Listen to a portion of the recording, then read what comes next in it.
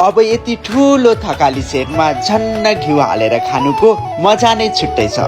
त्यसैले आज म थकाली खाना खान होडाई 15 मा रहेको दाङमान्डु थकाली घरमा गए। दाङमान्डु तुलसीपुरको अपार सफलतापछि खुलेको रेस्टुरेन्ट हो। सबैभन्दा माथिको फ्लोरमा गए, त्यहाँ त बाबु र साया म्याम पनि जानु भएको रहेछ। हामीहरूले सँगै बसेर खायौं। थकाली सेटमा भात, दाल, मासु, तरकारी, दही, विभिन्न थरीको अचार, साग, घिउ र गुन्द्रुकको मिठो संयोजन। हरेक परिकारमा घर जस्तो माया र हिमाली स्वादको झल्को।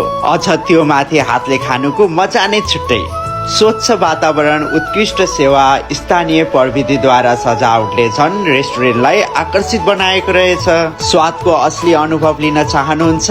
यदि चाहनुहुन्छ भने जानुहोस् दाङमान्डु थकालीमा, जहाँ पाइन्छ परम्परागत थकाली खानाको असली स्वाद।